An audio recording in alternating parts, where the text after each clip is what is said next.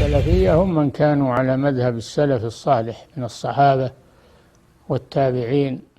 Il se peut que, à certains moments et dans certains endroits, un musulman soit dans un lieu ou dans un pays où il va être persécuté à cause de sa foi.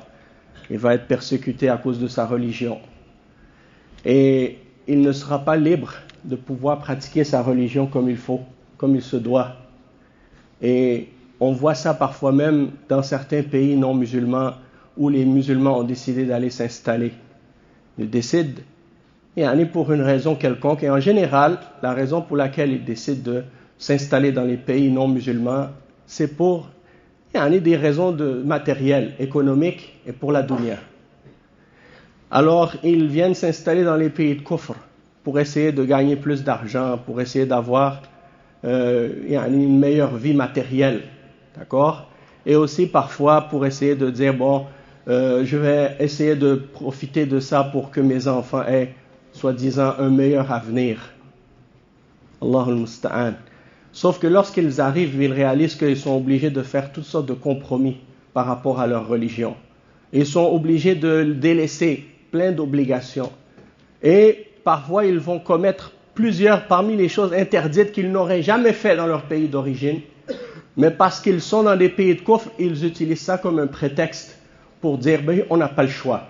On est dans un pays de kufr, donc on est obligé de négliger la salat. On est obligé de faire certaines choses interdites.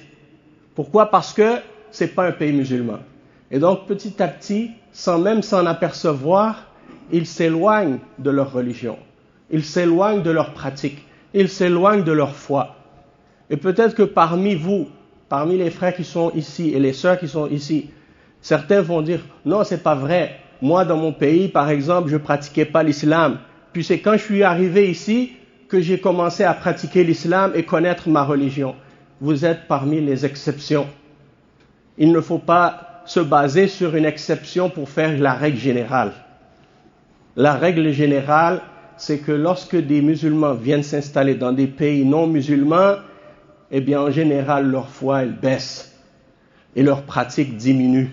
Et ceux qui, parfois, ne pratiquaient pas leur religion dans les pays d'origine, peut-être que certains d'entre nous sont revenus à la pratique ou ont pris conscience de la réalité de leur religion et de l'importance de cette religion, mais ce n'est pas le cas de la majorité. Beaucoup d'entre ceux qui, dans leur pays d'origine, étaient éloignés de l'islam, une fois dans les pays de kufr, s'éloignent encore plus de l'islam.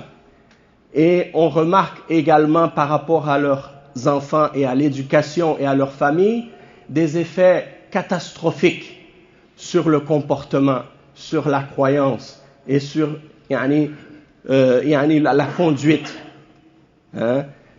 Et les parents parfois de ces pays musulmans-là, de ces enfants musulmans, lorsqu'ils voient comment leurs enfants se transforment, ils se demandent par la suite, mais qu'est-ce que j'ai fait finalement?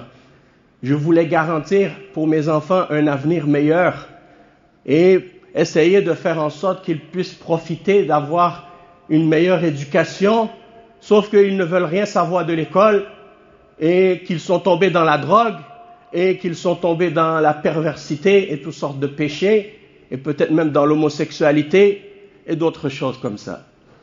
Et après, ils commencent à regretter. Et il y en a qui disent, lorsqu'ils viennent, leurs enfants sont petits. Ils disent, je vais y aller quelques années seulement, 2-3 ans, je vais ramasser de l'argent, puis après je retourne chez moi. Sauf que les années se succèdent les unes après les autres.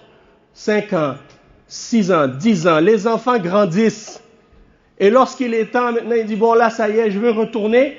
Il réalise que ces enfants, ils ont une autre mentalité, une autre façon de penser, un autre comportement. Ils ne veulent plus rien savoir de leur pays, de leur pays d'origine. Et ils ne connaissent même pas ni la langue, ni la culture. Parfois, ils sont devenus des étrangers. Allahul Musta'an. Et là, après, ils disent, je ne peux pas faire la hijra parce que mes enfants, ils ne veulent pas venir. Maintenant, ça veut dire que c'est ses enfants qui décident pour lui. C'est plus lui qui est maître de ses décisions. Allahul Musta'an. Certains viennent dans des pays de kufr. Ils ramènent des fois leur femme, ou bien c'est la femme qui vient en premier, elle ramène son mari. Et une fois qu'ils arrivent ici, ils réalisent que la société, elle est corrompue, elle est en désordre. Il n'y a pas de famille, il n'y a pas de lien social. Les gens vivent dans l'isolement. Tout le monde ressent la solitude et la dépression. C'est une société malade. Alors, les gens deviennent malades. Soit leurs femmes deviennent malades ou leurs maris. Après, ils cherchent. Est-ce que vous connaissez un raqi qui peut nous faire la ruqya? Ma femme, elle est touchée. Elle a un mas. Elle a un djinn. C'est normal. On vit dans une société qui est noyée dans le péché et qui est entourée de shayatin. Et il n'y a aucun obstacle à ces shayatin. Il n'y a pas de Coran, il n'y a pas d'adhan. Il n'y a rien pour les repousser. Donc tu te demandes pourquoi ta femme, elle est touchée par les shayatin. Et pourquoi toi-même, peut-être, tu es touché par un djinn. Ou pourquoi tes enfants sont affectés. Ne te pose pas la question. Regarde dans quel endroit tu vis. Regarde dans quel entourage tu vis.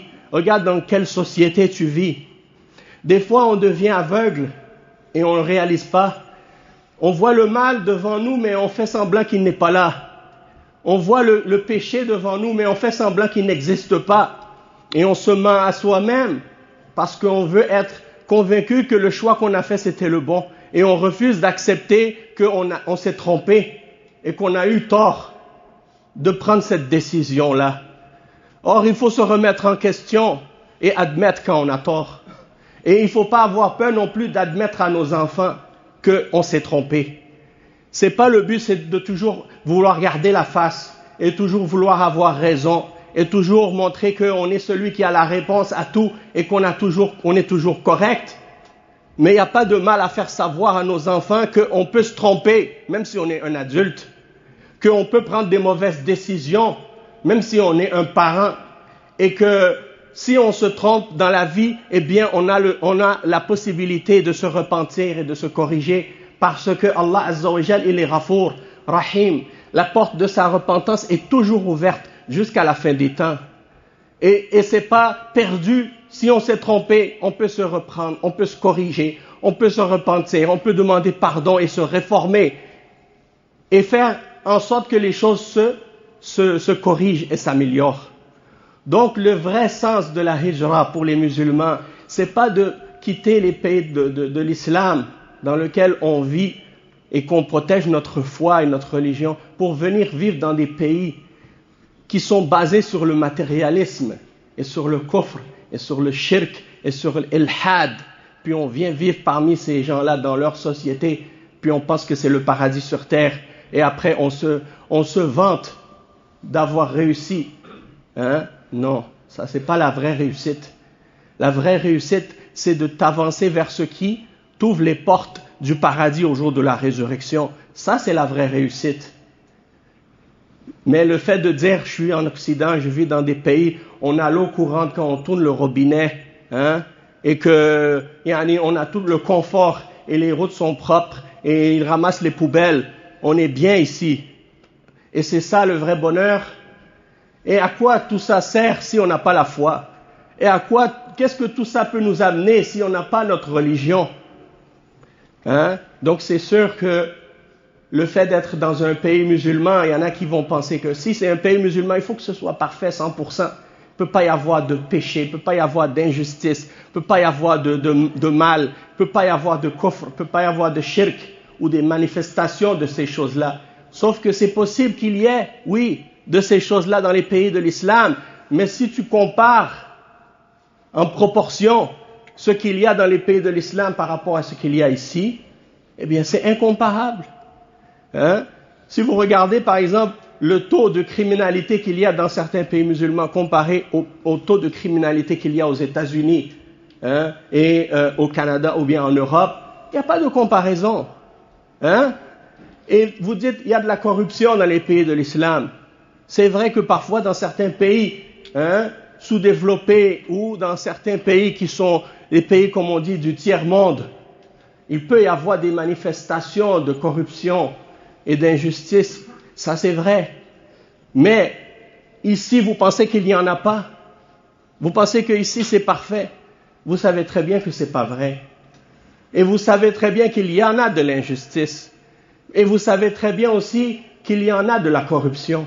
Mais au niveau où cette corruption-là se produit, elle est tellement devenue sophistiquée, tellement devenue avancée que le commun des gens ne peut pas le voir parce que c'est caché. C'est tellement bien caché que tu penses qu'il n'y en a pas. Mais il y en a. Et tout le monde le sait. Et ceux qui sont ici, les gens qui sont, disons, les habitants de souche de ce pays, eux sont les premiers à le savoir. Et ils le savent mieux que vous. Donc, ne vous mentez pas à vous-même et soyez réalistes. Et ça, c'est un appel à tous les musulmans de réellement prendre conscience de qu'est-ce que signifie pour nous la hijra. C'est pas juste de se rappeler d'un moment historique. C'est-à-dire lorsque le prophète sallallahu alayhi wa sallam a quitté Mecca pour aller à Al-Madina. Pourquoi il a quitté? Pourquoi les Sahaba ont quitté Mecca pour aller à Al-Madina et ont quitté tous les endroits desquels ils vivaient pour aller vivre à Al-Madina? C'était pour pouvoir être dans un environnement où ils sont dans leur religion, dans leur foi, en toute liberté. Et au début, ils sont partis à Al-Habasha, en Éthiopie, qui était un pays chrétien. Et pourquoi ils sont allés à Al-Habasha? Parce qu'il n'y avait pas encore un pays musulman. Mais lorsque Al-Madina est né et que c'est devenu une terre d'islam, eh bien le prophète sallallahu alayhi wa sallam n'a plus enseigné aux Sahaba ou dit aux Sahaba d'aller chez les chrétiens par la suite. Puisqu'il n'y avait plus raison, il n'y avait aucune raison d'aller chez les chrétiens puisqu'il y a des pays musulmans. Donc tu ne vas pas aller dans un pays chrétien parce que tu dis on n'a pas d'endroit où aller. Il y a combien de pays musulmans dans le monde? Il y a combien de pays musulmans dans le monde? Il y en a beaucoup. Si dans ton pays à toi tu as de la difficulté, regarde pas seulement la difficulté sur le plan de l'argent ou de la dunya, regarde la difficulté par rapport à ta religion. Ta priorité c'est ça, et les Sahaba c'est ça ce qu'ils ont regardé. Ils n'ont pas regardé, au contraire certains à Mecca ils étaient riches. Ils avaient de l'argent, ils avaient des maisons, ils avaient des commerces, ils avaient tout.